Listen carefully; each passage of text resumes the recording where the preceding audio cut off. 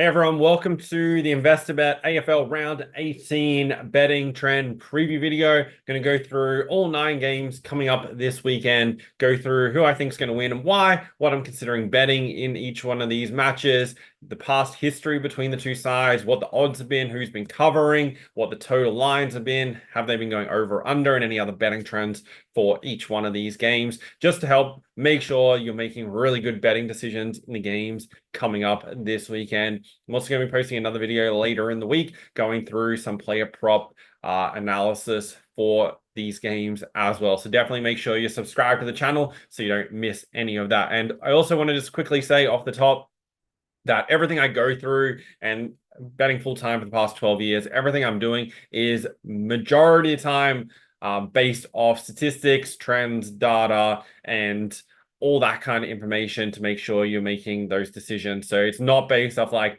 my opinion on these sides. So we're looking at all the different stats, key performance indicators of these sides, where their strengths are, where their weaknesses are, and how that matches up against each other, going through the different betting trends as well, to analyze these games and come to these betting decisions. Before we get into this weekend's games, last weekend, I just want to quickly recap what happened. Of the 9 games, 7 of them went over the total points line. So that's 4 weekends in a row now where majority of the games have gone over, which now means that more games have gone over the total than have gone under.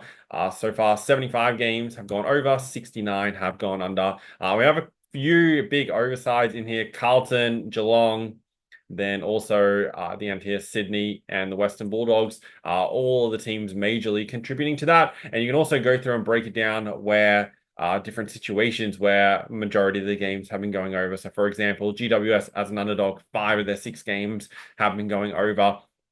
Also, if this kind of stuff interests you, we also do the same stuff with the ATS records. I'll be posting lots of information about this to the investor.bet Sports Instagram page. So make sure if you're not following on there as well, you definitely check that out.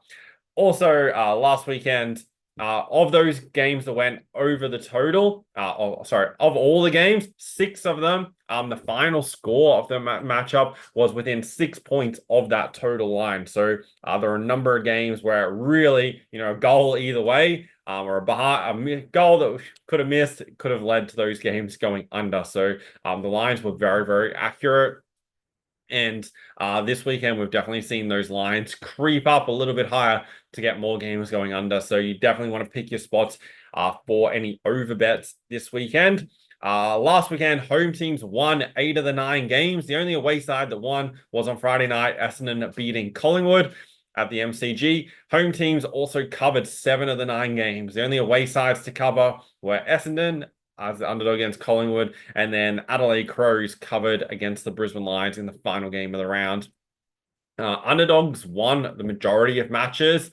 So they won 5 of 9 games. Home underdogs also went 4-4, and the underdogs covered 6 of 9 games. So pretty good weekend overall for the underdogs. The only favorites to actually win their games was Geelong against Hawthorn, Fremantle against Richmond, Melbourne against West Coast, and then the Brisbane Lions against Adelaide. They're the only favorites to win outright.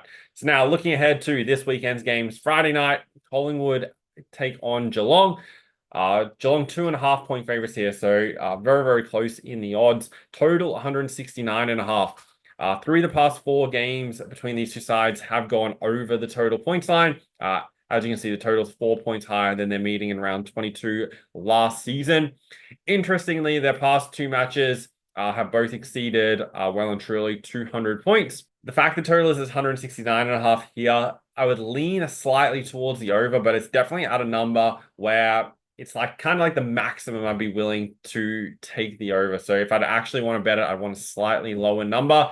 There is rain predicted in Melbourne on Friday morning, but not so much at Friday night. So it shouldn't rain during the game if that forecast is correct, which sometimes obviously isn't. But there is a bit of rain around on the day.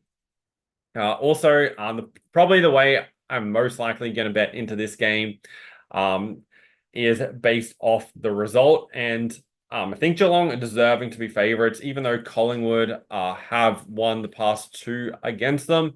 and also covered the past three. I think Geelong are deserving favourites here. Their form over the past two games has been a lot better. They obviously started the season really well, winning their first 7 games, then lost 6 of their next 7, and then have bounced back with 2 dominant wins against Hawthorn and Essendon. Collingwood, on the other hand, lost their past 2, haven't really looked all that strong. So kind of the 2 ways I'm considering playing this game is either Geelong to win by 1 to 39 points, or either side to win by 1 to 24. Pretty much if Collingwood win or lose, it's never by a big margin. So that's why I kind of like the try bet slightly more. But I feel like the Geelong 1 to 39 at slightly better value, as I feel like they're definitely the more likely winner of this game. So that's the 2 ways I'm leaning in. Historically, their matchups have been very close. 12 of the past 13 have won by 1 to 39. On to Saturday, Swans big favorites here, minus 45.5, $1.07 on the money line. You wouldn't really say they're in need of a win, but you don't want to drop their last 2 and then lose to North Melbourne. So Sydney should win. Don't really think there's any value at all much in the line. Out 45.5. This is a game where North Melbourne could easily cover it. They have covered the past 4 against the Swans. Heaney, the big out for Sydney, which has been well documented over the past 24, 48 hours. The only issue like playing North Melbourne plus 45.5 here is it's firstly a bit of a bandwagon play with North winning last week and kind of being in a bit better form over the past 3 weeks. And then also Swans losing their past 2. I feel like that's kind of like the sucker into the plus 45.5. And kind of the issue you have is Sydney are a side very capable of piling on points fast, and North aren't a very good defensive side. So kind of have to stay away from the line from that perspective. At this stage, I'm not really convinced on a play in this game. However, the one that stands out to me the most is taking the Swans team total to go over. I'm expecting a low 100, so somewhere around the 103 to 105 mark for this matchup. And if I can get that, then I may be enticed, as long as the weather is okay in Sydney, for a play on the Swans team total to go over. Hawthorn against Fremantle. This is down in Tasmania. Fremantle minus 2.5, $1.80. They come into this game in very good form. Obviously, they were the first side to beat the Swans 2 weeks ago, and then last weekend were about a 50-point winner against Richmond. They don't have a very good record in Tasmania. Now, their last matchup was in round 17, 2021, and they put up 108 points and won comfortably. However, prior to that, they have a really bad record. Now, that's the only reason I can pretty much find as to why the odds are so close in this game is purely just because of the venue. Fremantle have won the past 6 versus Hawthorn. They've covered 5 of the past 6.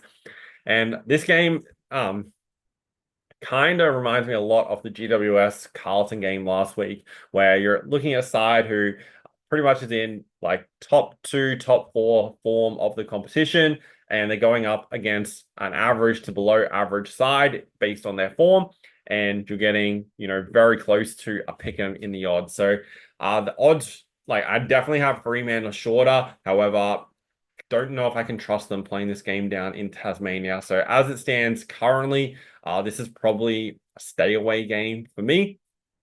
Potentially some props on some Fremantle players to rack up the disposals. Hawthorn are a side that do concede an above average number of disposals to opposition players. We know there's a few in Freo that are definitely capable of racking them up.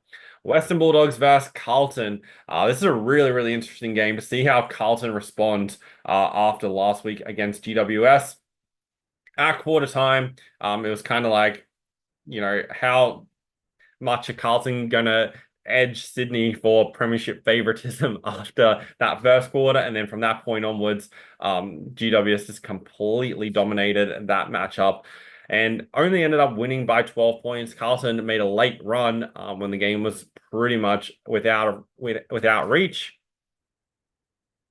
when the game was pretty much out of reach, but kind of kept the score slightly respectable. I do think they're a side that will bounce back, especially against the Western Bulldogs side, who are also a side where you're like, well, they definitely need to bounce back after their performance last week against Port Adelaide. So both teams are kind of in the same boat from that perspective. Carlton have a very good record, covering 6 of the past 7 against the Western Bulldogs. Definitely lean towards them to be winning. Don't really like them at the minus 10.5. Do believe that line should be slightly lower.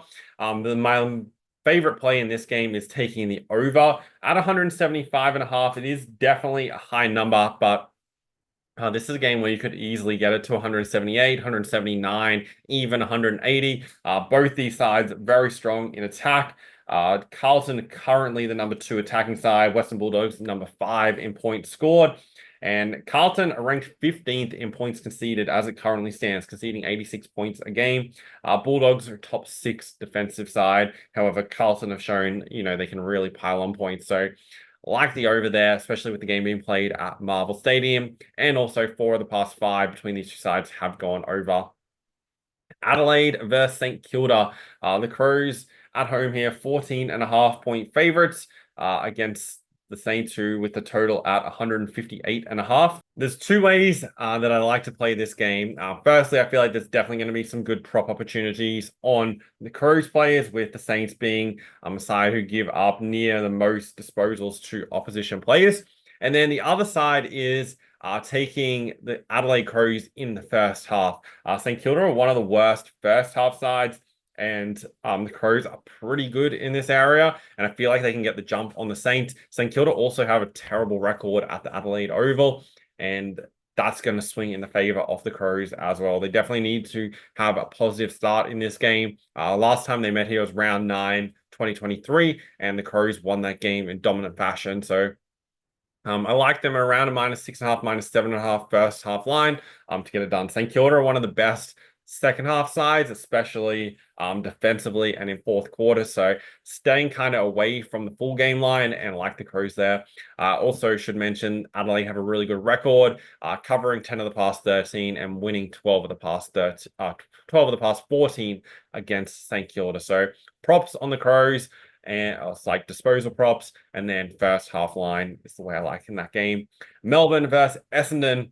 Interesting game this. Statistically wise, I think this game should be closer to Essendon, $1.85, $1.90, and $1.90 either way. I feel like they're being slightly overvalued at the -5.5. Obviously, there's a lot of publicity around their win against Collingwood last week, and Melbourne haven't been all that great.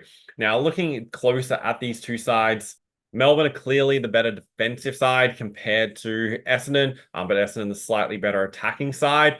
Now, the best way I think to play this game is going to be taking either side to win by the 1 to 24 points. I feel like it's going to be a really close matchup either way, and most likely low scoring. We've got 165.5 total here. But I could easily have it even slightly lower than that. And these matchups have a history of going under 7 of the past 10, in fact. So either side, 1 to 24, probably the most likely betting way on that game. The other way I'd probably look is the Bombers, 1 to 39, but slightly less confident on that. Good game this on Sunday afternoon. Gold Coast at home to Port Adelaide. Gold Coast has spoken about extremely hard to beat at home this season. If we bring up their win-loss records at home, you'll notice the Suns 8-1 at home, 0-7 on the road. Port Adelaide on the road, 4-3 overall. As an away underdog, they are 2-2, and we'll just check their ATS records. Exactly the same. Gold Coast have also covered 7 of 9 at home. So we jump back to this matchup. Gold Coast 8.5-point favorites. I'm pretty sure this is the first time they've ever been favorite against Port Adelaide. And Port obviously coming off a really big win last week, and Gold Coast losing to St Kilda down in Melbourne. However, their form varies dramatically if you've seen any of the other videos I've put out. Now, looking at this matchup, Port Adelaide have covered 4 of the past 5, and they've won the past 14 against Gold Coast. Gold Coast won their first ever matchup against Port back in 2011, and since then, Port have won every single game. Feel like this game is one of those games where it's really going to go down to the wire. I spoke about a couple of weeks ago that Port loss against the Brisbane Lions was going to be a turning point for them. They came through that, won against St Kilda, and then they also were dominant in winning last week. So they have kind of really turned a corner from that. Now to go to the Gold Coast, team they have a good record against and win this game. I'd slightly lean towards Port at the plus 8.5. However, this is another game where I do like the try bet. Either side, 1 to 24. Feel like it's going to be a really, really close game between these two sides. Their past two meetings have been in Adelaide, so now meeting at the Gold Coast definitely evens the sides up.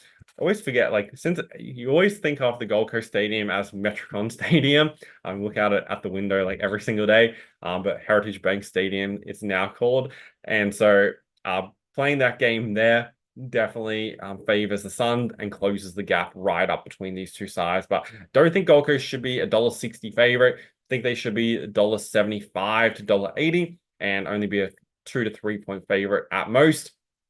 And that's why I like the try bet in that game. Richmond versus GWS, Giants minus 25.5 and the total 169.5. The past four have all gone over. Kind of the question is how you play this game, whether you think GWS can replicate what they did last week against Carlton. If they can do that, they win this game and win it very comfortably. I do think they can. I feel like they really flicked a switch. They were a really good side, like early on in the season, right up in the top 2 or 3 on the ladder, and then went through this real big rough patch, losing what we got here, 7 of 9 games in a row. And did play some good sides during that time. They did play Sydney twice. They got a small win against Geelong.